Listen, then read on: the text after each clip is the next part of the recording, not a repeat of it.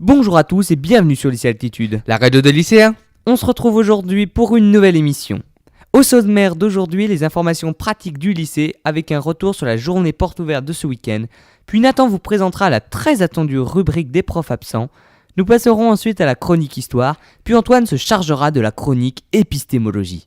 Enfin, Nathan nous communiquera les informations du Dôme Théâtre et Antoine terminera avec son fameux problème de maths. Débutons donc le résumé de la journée porte ouverte. Dès 9h, de nombreux troisièmes se sont pressés dans le hall du lycée pour y découvrir les enseignements d'exploration et rencontrer les professeurs. De nombreux élèves étaient également présents pour présenter leurs options, comme l'option montagne, l'anglais européen ou encore le latin grec. D'autres étaient là pour les projets d'établissement, comme moi qui étais là pour la web radio, et la NDL qui était là pour présenter ses activités et vendre des petits gâteaux.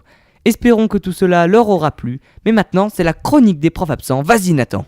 Alors, mercredi 29 mars, M. Butel et M. Barthelet seront absents, tout comme M. Gillard et M. Roux, profs de PS qui encadrent la section montagne lors d'un trek en Corse.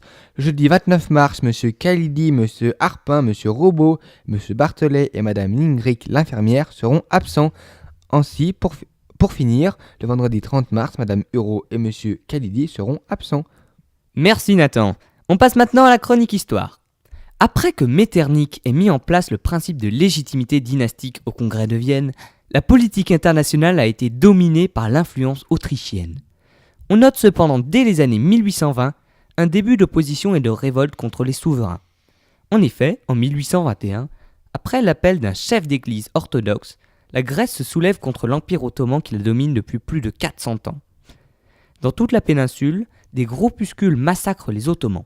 Pendant près de 2 ans, les Ottomans vont enchaîner des défaites, mais à partir de 1824, des troubles éclatent au sein des indépendantistes entre les politiques et les militaires qui se battent le pouvoir, ce qui permet aux Ottomans et à leurs puissants vassaux comme l'Égypte, de Mehmet Ali, de reprendre la main, massacrant la population révoltée. Du côté de la communauté internationale, l'Autriche bloque toute tentative d'aide aux insurgés, malgré une timide proposition de la Russie.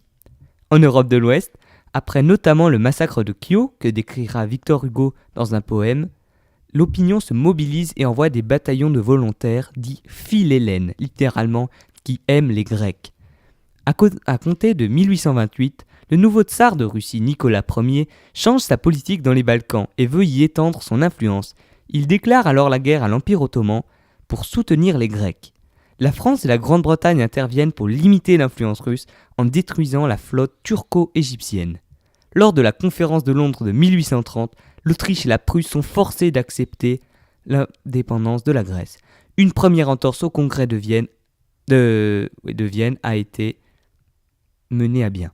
Mais le vent révolutionnaire n'a pas fini de souffler sur l'Europe. Après l'histoire, voyons l'histoire des sciences par Antoine. Il s'agit maintenant de parler d'un théorème sur lequel de nombreux mathématiciens se sont cassés les dents en essayant de le prouver, le grand théorème de Fermat. On a trouvé son énoncé dans une marge d'un livre qui appartenait à Pierre de Fermat, mathématicien français du XVIIe siècle. Il dit qu'il est impossible de partager une puissance quelconque supérieure à un carré en 2 puissances du même degré. Il ajoute qu'il en a trouvé une preuve merveilleuse, mais qu'il n'a pas la place de l'écrire dans la marge. L'énoncé pouvant sembler écrit en langage mathématicien ancien, il serait préférable de le reformuler. Il n'existe pas x, y, z et n des entiers strictement positifs avec n supérieur à 2, tels que x puissance n plus y puissance n égale z puissance n. Cette note a été trouvée qu'après la mort de Fermat, et on n'a jamais trouvé cette preuve dont il parlait. Il a montré le cas n égale 4 avec un autre théorème, mais c'est tout. Un siècle après, Euler montre le cas n égale 3, et ainsi de suite. Et Dirichlet, par exemple, montre le cas n égale 5 en 1824. À la fin du 19e siècle, tous les cas inférieurs à 100 avaient été démontrés, mais toujours pas de preuve générale. Il faudra attendre 1995 et Andrew Wiles, qui, après avoir publié une autre démonstration qui s'est avérée fausse 2 ans plus tôt, finit par trouver une preuve du grand théorème de Fermat, dès lors appelé théorème de Fermat-Wiles. Mais les mathématiciens continuent à s'interroger sur l'existence de la prétendue preuve par Fermat, la démonstration de Wiles utilisant des outils très loin d'exister du temps de Fermat.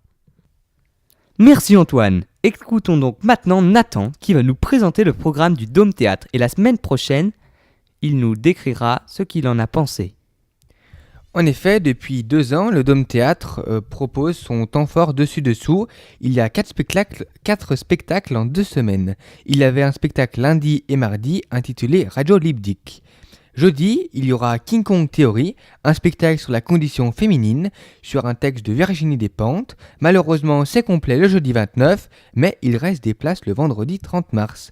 La semaine prochaine, vous pourrez découvrir À bras le corps, mercredi 4 et jeudi 5 avril, c'est de la danse. Enfin, pour terminer ce temps fort dessus-dessous, on terminera par Bain de minuit, vendredi et samedi 6 avril.